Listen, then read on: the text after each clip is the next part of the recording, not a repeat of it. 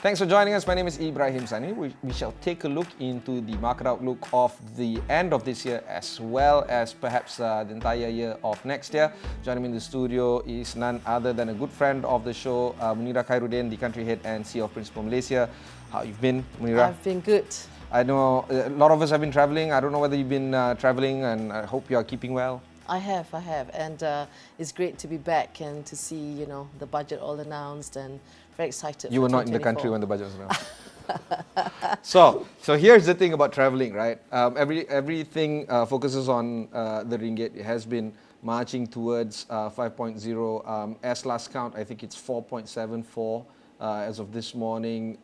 It does show no sense of abating, and we're looking at the ringgit continuously being devalued. We're looking at the monetary policy tightening around the world. Perhaps one would argue that the US has reached its end of its monetary policy tightening rate.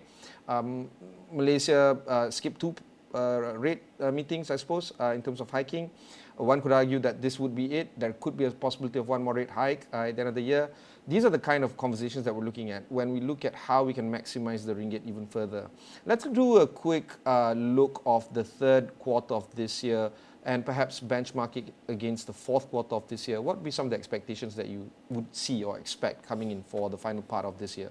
I think, I'd like to take that horizon a little further than just the fourth quarter, third and fourth quarter.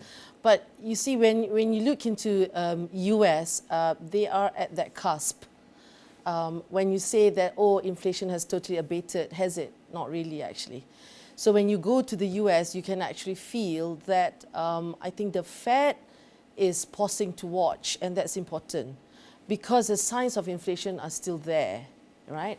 There are indications like non-farm payroll, etc., which has decelerated, but still, right, you could feel the real economy, it's still high prices, oil prices, etc. So it would be wise to wait and see, and therefore the global expectation has just gone a little bit chaotic because they thought that Fed is done and Fed's going to cut. Well, that's not the case. So ringgit versus, I don't have a crystal ball, but one indicator we like to look at is the interest rate differential. Real interest rates. So yeah, I think ringgit will find its course, will stabilize again, will go higher again. But the interest rate differential to the US is still quite big, and this US pausing is causing it, in my view. So the dollar strength is causing it. Once we have a better feel, I think then we will look to better days of the ringgit. Okay. But when we look at the global equities, for instance, it has given up some gains over the past 3 months or so, except for maybe China. What's your feel in terms of where the market is going to lead in terms of the global equity markets for the fourth quarter, and how does this fit in the Asian or developing markets equities right now? So it's very interesting. I was on a roadshow with our fund managers, our global fund managers, and trying to get a feel of where they're investing and customers' appetite. The appetite to emerging markets actually hasn't gone away. It has gone via investing in multinationals, in global multinationals. So situated in Asia. Yes. Okay. So arguably, right, you get better stability and risk premium and valuation when you invest in a global stock.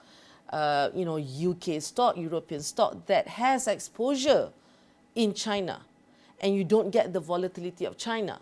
So the pros and cons to that is you feel, okay, Asia is not all lost, but the cons to it is, if only they would have come directly into Asian equities. But it gives us some glimmer of hope because the world is so interconnected, right? You could get a good valuation investing in a company that has China exposure. That valuation the risk premium is a lot lesser, and so you're in there. So it is a development to be watched, because I think the valuations in Asia today is really good. We haven't even touched mid-cap, innovative stocks, for example. If you have the appetite, I think one should remain invested and just ride it. hold it on, yeah. And ride it, yeah. One could also argue that because of how the world is so interconnected now more than ever, what about the geopolitical risk that seems to be rising? The risk premium on this topic has been, of course, being heavily debated. The ongoing current war in Gaza, in Israel, Ukraine and Russia is not abating. Some sense of heightened security situation that is currently happening across the Taiwanese Strait against Chinese Taipei and mainland China. Do you see all this going to be driving up the risk premium right now? Yeah, you know, politics and geopolitics is one of the most difficult area, and it's hard to put a valuation to it. Last week I did not feel it would, but I think there will be some noise, and the tensions have escalated. So it is, I think we need to err on caution, but still remain positive on our long-term views. In fact, for the next 6 months, we are into income, right? So I know fixed income sounds a little bit overplayed, but there is now income in fixed income. There's more income in fixed income with higher yields. So our view is that to remain quite neutral on equities and even fixed income, and watch how this plays out. 2023 saw a very strange moment where both fixed income as well as equities saw a drop in a lot of markets. Do you see that happening this time round based on the fact that you're saying that bonds, for instance, might see an uptake following this year's situation? Yeah, I feel like I want to say it's going to be a year of two halves, that we're going to still get, risk aversion, and therefore fixed income still has a little bit more runway, and income, as I mentioned, the yield part. But I do think, I'm hoping that second half we start to see, because some of the equity valuations is really quite attractive, that the market will come to its senses and you'll see a better, and there is, of course, on the caveat that, China starts to come back. Let's ignore developing markets per se and focus a little bit more on Asia. Do you think that developed markets are going to be outperforming Asia per se? I'm not talking about LATAM and all the other stuff, but yeah, developed markets versus Asia. Where do you see the comparison here in terms of market viability for investors? Yeah, so I do think developed markets will win over Asia in this short term. However, as I mentioned, right, if you're a good stock picker, you would find this kind of a global exposure, and then vis-a-vis into some of these, good Asian stocks, Asian companies. So global, and with some exposure via the global stocks on Asian companies. Disrupting technology. 2023 is the year of AI. In fact, if I were the Time editor-in-chief, person of the year would be AI, whoever that person is, ChatGPT or the likes. Do you feel that these type of kind of disrupting technologies in terms of AI and machine learning and many more are going to be driving the kind of activities that we see across the globe, where corporates are going to be a little bit more optimal, or at least theoretically? Or do you feel that a lot more time is needed before we can actually see how AI and technology-themed stocks are going to be bringing about impact for investors? I think within a subset of tech, people always say global tech is overvalued, but when you think about the innovation that is in the pipeline, there's still runway to go. So I absolutely agree that areas like AI, blockchain, all those areas, right, still has a long runway to go. There's a few themes, circular themes, that I think will remain in our markets. Things like technology with a pivot to AI, biotechnology, food security, healthcare. So those are circular trends, and lifestyle. Those are circular trends that I don't think will abate or go away, and we're quite bullish, actually. One theme that you mentioned just now, healthcare and pharmaceuticals, I would argue, have been the core theme or thematic theme that many investors and stock pickers are looking at for the past 2 or 3 years following the COVID epidemic. Do you feel that that is going to be continuously growing even more so, or do you think that other themes are going to, say, supersede the conversations that we spoke just now in terms of thematic investments? I think those themes will continue to grow, but you're going to get an even deeper theme around biotechnology, right? I was in Europe, and we were talking about how food security, right? You would think this food security would be into, I don't know, a crop or plantation, but food security, we are talking about, you know, biotechnology in enzymes. Right? How do you prolong a bread shelf life from 3 days to 2 weeks? So those kind of technology, right? I think is very exciting. I think that healthcare plus biotech is going to take us. It's going to come. It's already in the making. A little bit more on fixed income assets. We're looking at the US Fed having raised 500 bips since March last year, 100 bips this year. Doesn't look like it's going to end soon, as per what we discussed earlier. How do you think this will bring about the potential impacts of fixed income assets, at least here in Malaysia and perhaps even in Asia? Actually, so long as the differential to the US is not too big, I think a fixed income as an asset class is still very, that's still a positive carry. And as I mentioned, let's bring the income to fixed income is higher yields. I think actually consumer sentiment has been quite good in latching on to fixed income ideas. You'll be surprised, because in a world of heightened geopolitical risk, stock market's aversion, fixed income tends to be like a safe haven. So I think it still has a little bit of runway. As I mentioned, it is quite wise of the Fed to not jump into just cutting the rates. And I think they've been quite, clear that they're watching this space, because inflation is still around, right? You don't want to prematurely bring it down and then the bubble comes again. So I'm quite bullish on fixed income. At the same time, looking out for really interesting valuations in equities. We haven't touched about real assets, Ibrahim. So there's been a plethora of real assets or private assets, if you like, such as direct lending, such as private equities, such as real estate investments. So I find that these asset classes do give a very interesting, risk-reward return, and could potentially, this is more for institutional or high net worth base, but it is an asset class to be looked at. When you say real asset class that needs to be looked at, what excites you on this particular asset class? Is there any particular geography that you are looking at, a particular area of interest that might see some stimulating growth moving forward? We see a lot of growth actually in the US and Europe. In Asia, to a certain extent, themes like data centers, hyperscale data centers. These are some of the areas that Principal is quite good at. Hyperscale data centers, we see real estate portfolios, we see infrastructure being also part of that demand pool. Geography-wise, it's still the developed markets. I think Asia is trying. There is a correlation between equity markets to private markets as well. When you think about it, right? So I think building that pipeline is important. I was talking about even the Malaysian stock market, right? In order for us to boost further and have more interesting IPOs to come, I think it's great that the government and institutions are putting investment aside on VCs, right, on PEs, because we need new ideas. We need new breed of companies to come to our stock market.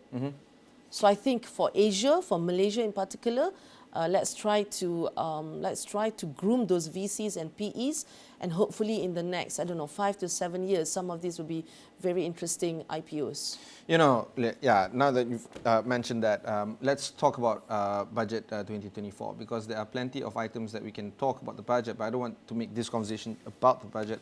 Maybe you can give us your cliff notes on Belanjawan 2024. Are you positive on the sentiment? Do you think that these are some of the ideas that is being brought forth is going to attract foreign investors coming in and perhaps even stimulate the direct domestic investments? Where do you see budget 2024 hitting the nail on the head?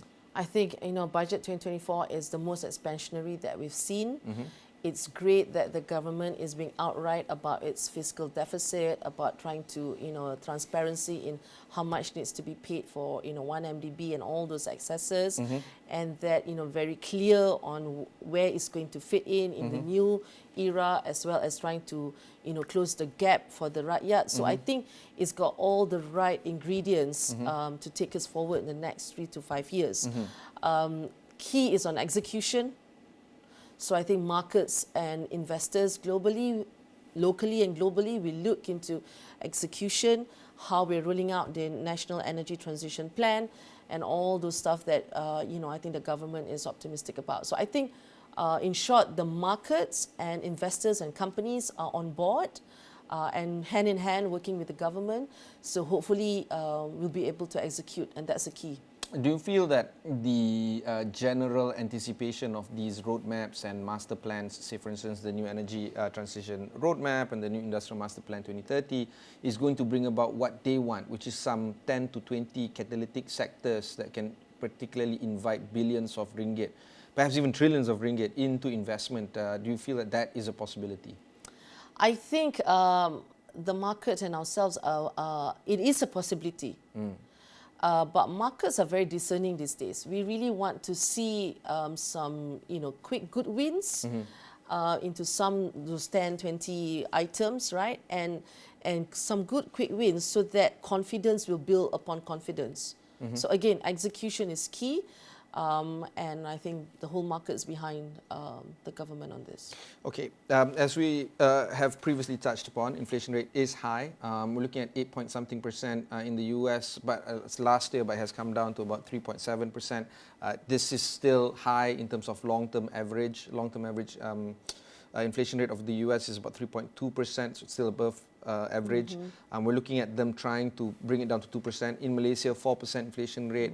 Now it's about 1.9% if I'm not mistaken. And we're looking at many other markets still suffering from high inflation rate. Having said that, how do you look at this in contrast with Asia Pacific region, for instance, with all this inflation rate going? We're looking at the end of third quarter, market performance is rather subdued again. China, for instance, has been a very subdued kind of market outlook right now that we see. Do you see some signs of stabilization on this? And do you feel that, while you say that investors that are in play right now, they should hold their position, what about new investors? How do you think that they can maximize their thinking when it comes to looking at the Asia Pacific region as an investment geography?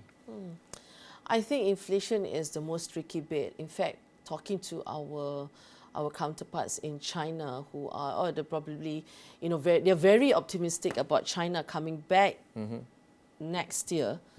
And they said what needs to be... But that's always been the theme. China will come back 2021. No, come back 2022. But having said that, when you look into the excesses that they have had, being tight right now is essential. You cannot, we talk a lot about, could it be Asia x China, global x China? And the answer is you can't. One can't. It's the second largest economy in the world today. You cannot x China. So rather than Xing China and miss out when China does come in, I think be neutral about it. Still remain invested, but be neutral about it. And then back to your question about inflation, right? The inflation hit is not over globally, as I mentioned, and it is important to tighten up. And the key again is that real interest rate differential. Who has a positive carry? And that positive carry is going to take you further. That positive carry needs to be watched very closely vis-a-vis inflation. Because if you've got, inflation, as you know, erodes currency valuation. Yes. So you really need to clamp down. My concern about Asia developing countries is headline inflation. Is this a real number? Right? So I don't feel it's 1.9%, to be honest. And I had Maiden over, and Maiden's like, where do you shop, brother? Shop at Maiden, it'll be so cheaper. So, okay, so he's having a plug with this, with this particular, supermarket brand. But generally speaking, that is the point. I don't feel it's 1.9%. Exactly. So how do you see governments around the world trying to subsidize or rationalize their subsidy? Malaysia is one of it. We're trying to rationalize our subsidy fuel. A lot of countries are doing the same as well.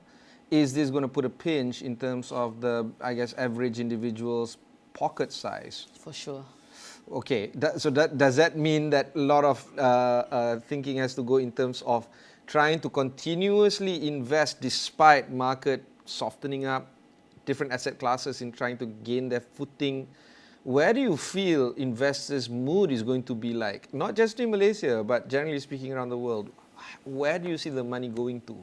Other than, say, PE, VC or private money, I suppose. You know, we see our investors actually, there's no panic on the street. There's no, massive redemption because people are weary.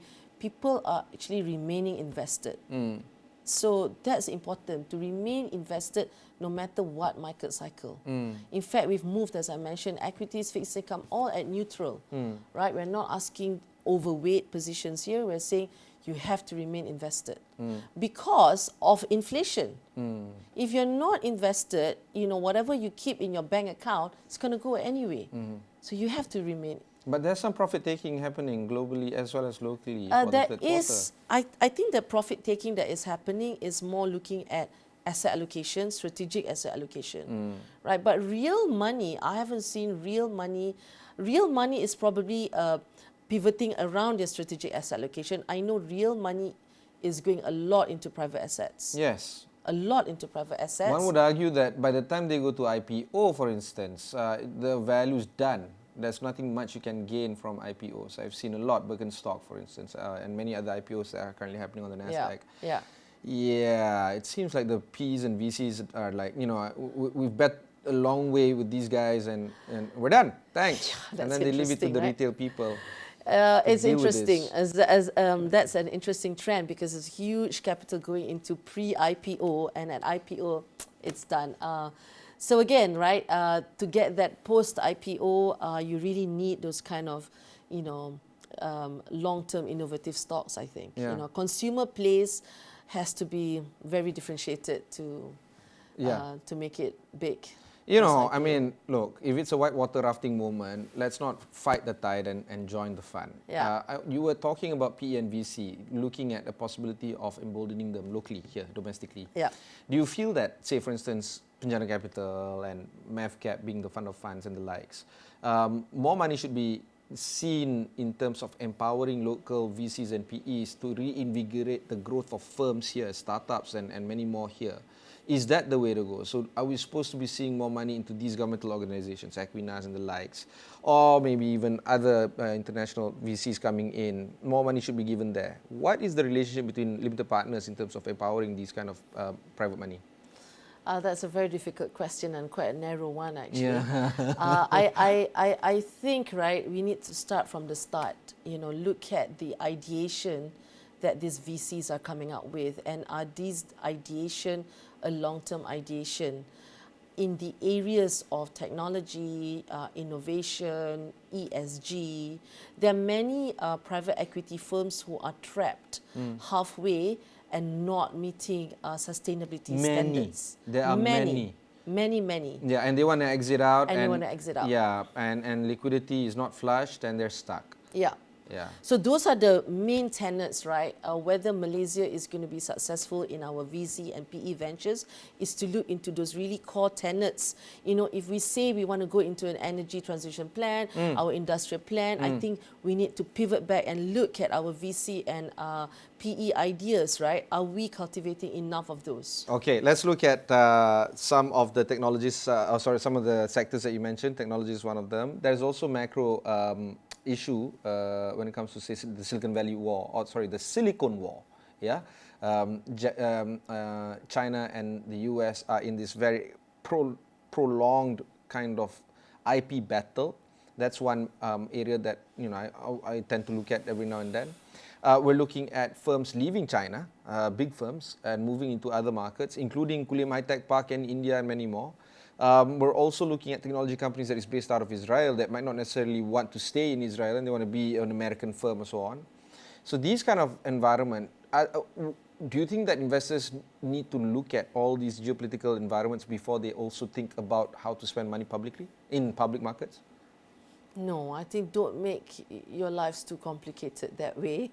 Leave it to Yeah, folks like reputable principal. fund managers. Yes. To figure out the difficult asset allocation. But you think about it, right? And I asked my colleagues in China, on money going out, and they looked at me and said, we have 1.4 billion people, right? Yeah. And we still have a lot of capital. And look at TikTok, right? ByteDance is one of the top 3 most valuable companies privately held. Exactly, and has reached a global audience. Oh yes. Right, enormously. But attracting all the naysayers now. We're seeing, TikTok being banned here and there, and all that, at least the conversation of it. But having said that, right, paradigms have shifted. As I mentioned earlier, you cannot not be in China, right? The level of technology and innovation and testing, and 1.4 billion. That's a big number. Final word, Munirah, are you optimistic about 2024? I'm always optimistic about investment. As I mentioned, we must always remain invested. We remain neutral in all asset classes, but you got to be invested. So in short, I think 2024 will still be another interesting year, but I think we'll have more to play with in all the asset classes, equity, public listed equities, and also the private markets as well as fixed income. I feel that we're going to see a lot of clarity as well because of AI and geopolitical tensions and many more, healthcare and some of the new sectors, as well as energy transition. These are all happening right now, 2023, and therefore it kind of firms up. I wouldn't say mature, but just kind of firms up, and the dust will settle, and we'll see what's what. That's how I feel. Do you feel that is an okay kind of thesis to hang upon? Yeah, I think smart money, institutional investors already have a discerning view, right? And money is already deploying in those areas.